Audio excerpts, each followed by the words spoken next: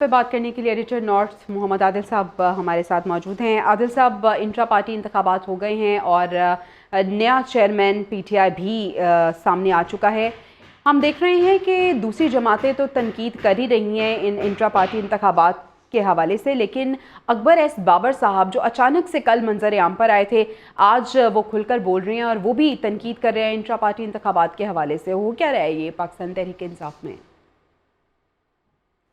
देखिए, पाकिस्तान तहरीक इंसाफ के जो इलेक्शन है, जो इंट्रा पार्टी इलेक्शन हमेशा से जो है वो मुतनाज़ा रहे हैं। इससे पहले जस्टिस वजीउद्दीन ने जब इससे पहले इलेक्शन हुए थे उस पर क्वेश्चन मार्क किया था और उन्होंने इलेक्शन से दस्तबरदार हो गए थे।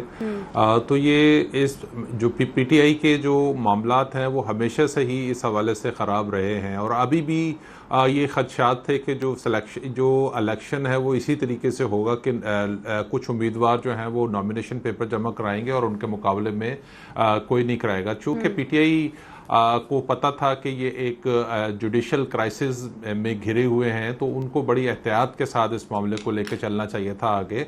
अब सूरत हाल वही है कि ये मामला वो किसी की तरफ से भी जो है वो पहले इलेक्शन कमीशन में उठाया जाएगा और अगर इलेक्शन कमीशन की तरफ से कोई डिसीजन आ गया तो दोनों सूरतों में, चाहे वो तहरीक इंसाफ के हक में हो चाहे मुखालफत में हो, ये मामला मुझे लगता है कि एक दफ़ा फिर अदालत में जाएगा और ये मतनाज़ा होगा और बल्ले का निशान जो है वो इलेक्शन से पहले उसके ऊपर एक तलवार लटकी रहेगी कि वो पीटीआई को मिलेगा या नहीं मिलेगा।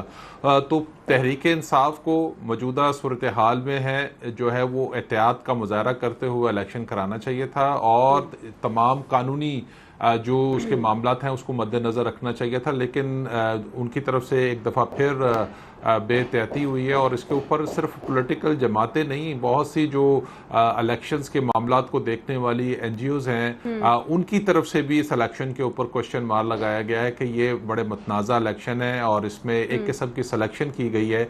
अब इसमें देखना यह है कि जो जनरल सेक्रेटरी हैं वो तो लापता हैं, काफ़ी अरसे से वो मंजर आम पर नहीं है, सिर्फ एक सोशल मीडिया के ज़रिए वो जो है मंजर आम पर रहते हैं। पंजाब में जिसको सदर बनाया गया है यास्मीन राशिद को, वो पुलिस की जो है उसमें हिरासत में है, उनके ऊपर मुकदमा चल रहे हैं। कल को हो सकता है उनको सजा भी हो जाए तो फिर पंजाब में जो टिकटें होंगी उसके ऊपर भी बड़े मसाइल पैदा होंगे। सिर्फ अली अमीन गंडापुर जो है वो फिर क्या सोच के ये फैसला किया गया है? क्या वाकई ऐसा लग रहा है इस फैसले से और इन इंतखाबात से कि निहायत उजलत में किए गए हैं या इसके पीछे बैकएंड पे कोई हिकमत अमली हो सकती है?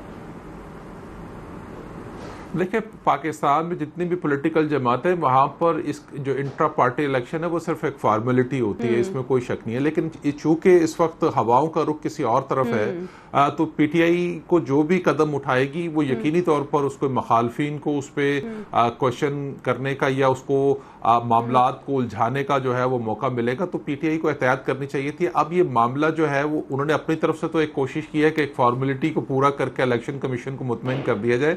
अब देखना यह है कि इलेक्शन कमीशन इस इलेक्शन पे मुतमईन होता है या नहीं होता, और अगर किसी की तरफ से इस इलेक्शन के तरीकाकार पर जो है वो एतराज किया गया तो यकीनी तौर पे ये जो है वो इलेक्शन जायज़ करार नहीं पाएंगे और एक दफ़ा फिर जो तहरीक इंसाफ के लिए प्रॉब्लम्स जो है वो पैदा हो सकती हैं। तो अब मामला जो कोर्ट इलेक्शन कमीशन की कोर्ट में गेंद है। अब देखते हैं कि वो इसको इस इलेक्शन के ऊपर किस तरह से जो है वो यानी आदिल, ये कहना गलत नहीं होगा कि बल्ले के निशान पे अभी भी डाउट है, यानी कंफर्म करने के लिए ये इंतखाबात कराए गए थे। चेयरमैन तहरीक इंसाफ का नाम भी सामने आया था कि बल्ले का निशान कहीं अपनी जगह से ना हटे और वो मौजूद रहे, लेकिन अभी तहफ़्फ़ुज़ात झुके तू हैं।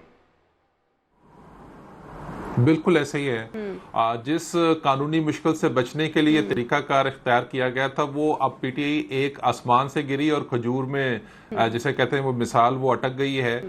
तो अब जो अकबर एस बाबर हैं वो ऑलरेडी फॉरेन फंडिंग केस में जो है वो तहरीक इंसाफ को पिछले कई साल से टफ टाइम देते आ रहे हैं। तो अब वो एक नया मामले में मुझे लगता है कि वो फरीक बनने जाएंगे और इलेक्शन कमीशन में दरख्वास्त जाएगी। सिर्फ उनकी तरफ से नहीं जाएगी, दिगर हो सकता है कि पार्टी के अंदर से भी आवाज़ें उठनी दी जाएं कि वो इलेक्शन में हिस्सा लेना चाहते थे लेकिन ये तरीकाकार इस तरह से जो है वो अपनाया गया जिसकी वजह से ये इलेक्शन ही मतनाज़ा है। तो अब देखते हैं इलेक्शन कमीशन इसके ऊपर क्या स्टैंड लेती है और क्या जो 20 रोज़ की मोहलत जो है तहरीक इंसाफ को दी गई थी, क्या तहरीक इंसाफ इस 20 रोज़ की मोहलत का कोई फ़ायदा उठा सकेगी या फिर उसके लिए बल्ले का निशान? अगर मिसाल के तौर पर इलेक्शन कमीशन ने तहरीक इंसाफ के इस इलेक्शन को भी कालादम करार दे दिया तो फिर भी तहरीक इंसाफ लगता है कि वो इस मामले को लेकर अदालत में जाएगी। तो ये दोनों सूरतों में ये मामला अब जो है अदालत में जाता हुआ नजर आ रहा है। दोनों सूरतों में मामला अदालत में जाता हुआ नजर आ रहा है और तमाम तर नजरें अब इलेक्शन कमीशन पे होंगी कि उनकी जानिब से क्या फैसला आता है और बल्ले का निशान